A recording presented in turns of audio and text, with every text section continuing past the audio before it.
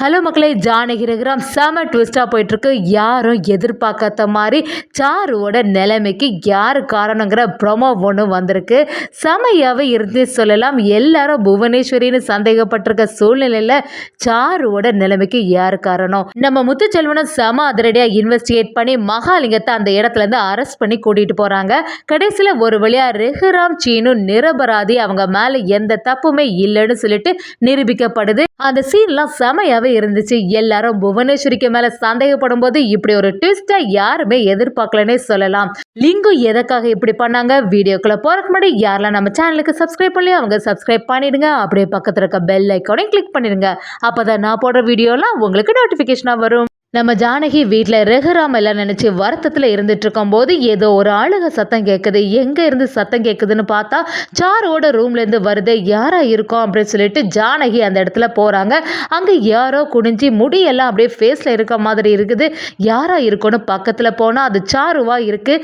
Sir அழுதுகிட்டே இருக்காங்க. ஜானகி அந்த இடத்துல வந்து என்னாச்சு சாரு அப்படின்னு கேட்குறாங்க. சாருவும் எனக்கு இப்படி ஒரு நிலைமை ஆகும்னு சொல்லிட்டு கொஞ்சம் கூட எதிர்பார்க்கல. என்னோட ஆத்மா கூட சாந்தி ஆகாமல் அங்கே இங்கே பேயா நான் அலைஞ்சிட்டு இருக்கேன். எனக்கு எப்போதான் விமோச்சனம் கிடைக்கும்னு புரிய மாட்டேங்குதுன்னு சொல்லிட்டு நம்ம ஜானகிட்ட புலம்பி அழுதுட்டு இருக்காங்க. ஜானகியும் நீ எதுக்கும் கவலைப்படாத, என்னாச்சு, உன்னோட சாவுக்கு யாரு காரணம், இப்படி ஒரு நிலைமை உனக்கு வரும்னு சொல்லிட்டு நானும் தான் எதிர்பார்க்கல, அழாத சாரு அப்படி சொல்லும்போது சாருவும் இந்த குடும்பத்தில் எல்லாரையும் நான் கஷ்டப்படுத்திட்டேன், அதனால தான் எனக்கு இப்படி ஒரு நிலைமை அப்படின்னு சொல்லிட்டு எல்லா உண்மையிலையும் சொல்ல ஆரம்பிக்கிறாங்க. ஜானகி இதை கொஞ்சம் கூட எதிர்பார்க்கல. சாரு கிட்ட வந்து என்ன சொல்கிற சாரு, உன்னோட நிலைமைக்கு இவர் தான் காரணம்னு சொல்லிட்டு நான் கொஞ்சம் கூட நினைக்கல, அது எப்படி அவங்களே உன்னை இப்படி பண்ணியிருக்க முடியும் அப்படின்னு சொல்லிட்டு நம்ம சாரு கிட்ட பேசுகிறாங்க. கொஞ்ச நேரத்தில் சாருவை அந்த இடத்துல காணலை. நம்ம ஜானகியும் குழம்பி போயிடுறாங்க. என்னவா இருக்கும், இது வந்தது சாரு தானா அப்படின்னு சொல்லிட்டு யோசிக்கும் போது மாயா அந்த இடத்துல வராங்க. மாயாவும் ஜானகியை பார்த்தோன்னே என்ன பெரியம்மா ரொம்பவே டென்ஷனாக இருக்கீங்க போல, ஏன் உங்கள் முகமே மாறி இருக்கு அப்படின்னு கேட்கும்போது ஜானகி அந்த இடத்துல இல்லை மாயா, எனக்கு சாரு வந்த மாதிரி இருந்துச்சு, அதே சமயத்தில் அவளோட நிலைமைக்கு காரணமான எல்லா விஷயத்தையும் என்கிட்ட சொன்னா. ஜானகியும் மாயா கிட்ட வந்து சாரு சொன்ன எல்லாத்தையும் சொல்லவும் மாயாவும் என்ன சொல்றீங்க பெரியம்மா, இப்படி மட்டும் உண்மையா இருந்துச்சுன்னா கண்டிப்பா ரகுராம் சீனுவை வெளியில கொண்டு வந்துடலாம், சரி நான் அதுக்கான வேலைகளை பார்க்குறேன்னு சொல்லிட்டு கிளம்புறாங்க. மாயாவுக்கு ஒரு ஐடியா கிடைக்குது. சரி சாரு பெரியம்மா கிட்ட சொன்னது உண்மையாக இருந்துச்சுன்னா அந்த இடத்துல போய் பார்த்தாலே தெரிஞ்சிடும் அப்படின்னு மாயாவும் ஒரு யோசனையே பண்ணுறாங்க. அதே சமயத்தில் முத்துச்செல்வனும் எல்லா இடத்துலையுமே தேடி பார்க்க ஆரம்பிக்கிறாங்க. ஏதாவது ஒரு தடையும் கிடைக்குமா, சாருவோட நிலைமைக்கு யார் காரணமாக இருக்கோ அப்படின்னு சொல்லிட்டு எல்லா இடத்தையும் தேடும்போது ஒரு புதருக்குள்ளே சாக்குக்குள்ளே யாரையோ ஒருத்தங்களை புதைச்சி வச்ச மாதிரி இருக்குது. இதை பார்த்த உடனே யாரா இருக்கணும்னு சொல்லிட்டு அந்த சாக்குப்பை எடுத்து பார்க்குறாங்க. ஏதோ ஒரு ஆள் மர்மமான முறையில் கொலை செய்யப்பட்டிருக்காங்க. இதை கொஞ்சம் கூட முத்துச்செல்வன் எதிர்பார்க்கல. ஒரு சமயம் இதுக்கும் சாரோட கேஸுக்கும் ஏதாவது ஒரு சம்மந்தமாக இருக்குமோன்னு சொல்லிட்டு அந்த இடத்துல எல்லாத்தையும் இன்வெஸ்டிகேஷன் பண்ண ஆரம்பிக்கிறாங்க. அங்கே வந்து கைரேகை நிபுணர் எல்லாரும் வராங்க. நம்ம ஜானகி மாயா தானா எல்லாருக்குமே தெரிய வருது, இங்கே ஏதோ ஒரு பிரச்சனை இருக்க போகுதுன்னு சொல்லிட்டு அந்த இடத்துல வந்து நிற்கிறாங்க. இதை கொஞ்சம் கூட யாருமே எதிர்பார்க்கல. இப்படி புதுசாக ஒரு விஷயம் கண்டுபிடிக்கப்பட்டிருக்கு, இந்த இடத்துல செக் பண்ணி பார்த்தா யாரு காரணம் தெரிஞ்சிட போகுதுன்னு சொல்லிட்டு அந்த ஆளுக்கிட்ட யாரோட கைரேகை எல்லாம் இருக்கா அப்படிங்கிற மாதிரி இதத்தை செக் பண்ணிட்டு இருக்காங்க. ஒரு பக்கம் ஜானகி கதறி ஆரம்பிச்சிட்டு இருக்காங்க. நம்ம மாயாவும் கண்டிப்பா இதுக்கு பின்னாடி சாருக்கோ இதுக்கோ சம்மந்தம் இருக்கு அப்படின்னு யோசிக்க ஆரம்பிக்கிறாங்க.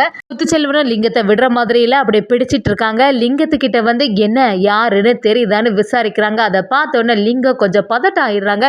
இல்லை எனக்கு எப்படி தெரியும், இது யாருன்னே எனக்கு தெரியாது அப்படின்னு சொல்லும்போது முத்துச்செல்வன் ஒரு ஷர்ட் எடுத்து கட்டுறாங்க. இந்த ஷர்ட்டு கூட என்னென்ன தெரியலையோ அப்படின்னு விசாரிக்கும் போது நம்ம மகாலிங்கம் அப்படி ரொம்ப டென்ஷன் ஆகுறாங்க. யாருக்கையாவது ஷர்ட்டை கொண்டு என்கிட்ட காட்டினீங்கன்னா எப்படி தெரியும், நானே என்னோட பொண்ணு இப்படி நிலைமை ஆயிட்டே அப்படின்னு சொல்லிட்டு ரொம்பவே வருத்தத்தில் இருக்கேன், இப்படிப்பட்ட சிச்சுவேஷனில் நீங்கள் எதுக்கு என்ன சந்தேகப்படுறீங்கன்னு சொல்லிட்டு கூட கொஞ்சம் திட்ட ஆரம்பிக்கிறாங்க. லிங்கமும் முத்துச்செல்வன் விட மாதிரி இல்லை, இது யாருக்கோட சட்டைன்னு எனக்கு நல்லாவே தெரியும், ஓனோட ஷர்ட்டு தான், அது மட்டும் இல்லாமல் அது எப்படி அந்த பையனுக்கு பிளட் கரை எல்லாமே இந்த சட்டையில் வரும், எல்லாத்துக்கும் காரணமும் நீ தான். ஒழுங்கா நீயே மரியாதையாட்டு உண்மையை சொல்லிடு, இல்லைன்னா என்னோட பாணியில விசாரிக்க வேண்டியது வரும்னு சொல்லிட்டு முத்துச்செல்வன் அந்த இடத்துல அது ரெடியா இருக்காங்க. என்னதான் நடந்தாலும் லிங்கம் அதை ஒத்துக்கிற மாதிரி இல்லை. ஒரு கட்டத்தில் நம்ம முத்துச்செல்வன் லிங்கத்தை சட்டையை பிடிச்சு அப்படியே ஒரு காரணத்தில் ஒரு ஆறாயிறாங்க. ஒழுங்கு மரியாதையா உண்மையை சொல்லிடு, உன்னோட பொண்ணு நிலைமைக்கு காரணம் யாரு, வேற யாராதா, ரெகுராவா, சீனுவா, யாருன்னு சொல்லு ஒழுங்கா அப்படின்னு சொல்லும்போது லிங்கமும் அப்பவும் சொன்ன மாதிரி இல்லை, நான் சொல்லிட்டா எல்லாத்துக்கும் காரணம் நீ தான். அது மட்டும் இல்லாம அந்த பையனை இப்படி ஒரு நிலைமை ஆனதுக்கு காரணமும் நீதான் அப்படிங்கிற மாதிரி சொல்றாங்க. லிங்கத்துக்கு ஒண்ணுமே புரிய மாட்டேங்குது. எப்படி இவன் கண்டுபிடிச்சான் அப்படிங்கிற மாதிரி மனசுல நினைக்கிறாங்க. ஒழுங்கா நீயே உண்மையை ஒத்துக்கோ, இல்லைன்னா பெரிய பிரச்சனை ஆயிடும்னு சொல்லும்போது மகாலிங்கம் அந்த இடத்துல கதறி அழ ஆரம்பிச்சிடுறாங்க. இதெல்லாம் சுத்தி உலக பார்த்துட்டு இருக்காங்க. இப்படி ஒரு ட்விஸ்டை யாருமே எதிர்பார்க்கலன்னே சொல்லலாம். எல்லாம் உண்மையை சொல்ல ஆரம்பிக்கிறாங்க. சாருவும் இந்த பையனும் ரொம்ப நாளாக காதலிச்சுட்டு வந்துட்டு இருந்தாங்க. கடைசி நேரத்தில் சீனுக்கும் சாருக்கும் மேரேஜ் நடக்க போகுது. என்னோட கட்டாயத்தினால தான் என்னோட பொண்ணு அவனை மேரேஜ் பண்ணிக்கிறதுக்கு சம்மதிச்சா, அவன் கூட வாழணும்னு இருந்துட்டு இருந்தா. ஆனால் கடைசி நேரத்தில் இந்த சாரு வீட்டை விட்டு வெளியில் வந்து இந்த பையனை சந்தித்ததை நான் பார்த்துட்டு, அது மட்டும் இல்லாமல் 2 பேரும் சேர்ந்த மாதிரி ஊரை விட்டு வெளியில் போகலாம்னு நினச்சாங்க. அது எப்படி என்னால் முடியும்? இத்தனை வருஷமாக நான் கெட்டி காத்த கௌரவம் என்ன ஆகுது? எப்படியாவது இந்த ரகுராமோட குடும்பத்தில் போய் சேர்ந்துட்டானா அதுக்கப்புறமா நமக்கு பணத்துக்கு கஷ்டம் கிடையாது, பெரிய குடும்பம் ஆச்சே அப்படின்னு நினச்சா என் பொண்ணு வேற மாதிரி செய்ய ஆரம்பிச்சிட்டா. நான் அவள்கிட்ட எவ்வளோ சொல்லி பார்த்தேன், நீ இனிமே இவன் கூட போகாத, பேசாம சீனுவை மேரேஜ் பண்ணிடுன்னு அவன் கேட்குற மாதிரி இல்லை. எனக்கோ கோபம் வந்துட்டு ஒரு கட்டத்தில் அந்த பையனை பிடிச்சி சரியா அடித்தேன். அதுக்குள்ள அந்த பையன் மயங்கி விழுந்துட்டான் அந்த இடத்துலையே. இதை கொஞ்சம் கூட தாங்க முடியாத சாருவும் ஏன்ப்பா இப்படி பண்ண அப்படின்னு சொல்லிட்டு நானும் இனிமே இந்த உலகத்துல இருக்க மாட்டேன்னு பக்கத்துல இருந்த கிணறுல அப்படியே போய் குதிச்சிட்டா அப்படிங்கிற எல்லா உண்மையும் தெரிய வருது. இதை பார்த்துட்டு இருந்த ஜானகி, மாயா, தானா எல்லாரும் அதிர்ச்சி ஆயிடுறாங்க. இப்படி ஒரு சம்பவத்தை நம்ம எதிர்பார்க்கவே இல்லை. லிங்கம் இப்படி பண்ணிட்டானா, சாரு பாவமாச்சே, தன்னோட பொண்ணு நிலைமைக்கு இவனே காரணம் ஆயிட்டான்னு சொல்லிட்டு நம்ம ஜானகியை யோசிக்க ஆரம்பிக்கிறாங்க. முத்துச்செல்வனும் எவ்வளோ ஆக்டிங்கை கொடுத்துட்டீங்க, நடடா ஸ்டேஷன் சொல்லிட்டு இழுத்துட்டு போகிறாங்க.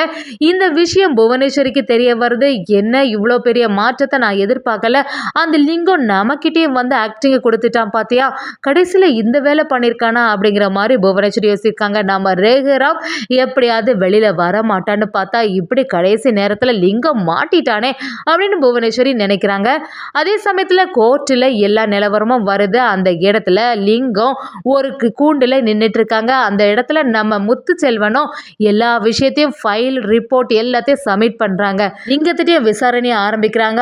ஆமா, என்னோட பொண்ணு இப்படி பண்ணுவான்னு நான் எதிர்பார்க்கல, அந்த பையனை தான் எப்படியாவது அடிச்சு துரத்துறோன்னு பார்த்தேன். ஆனா சாரு இப்படி ஒரு முடிவு எடுத்துட்டா, கிணத்துக்குள்ள அதுக்குள்ள விழுந்துட்டா, எப்படியாவது பொண்ணை காப்பாத்துன்னு சொல்லிட்டு நானும் முயற்சி எடுத்தேன், ஆனா முடியல.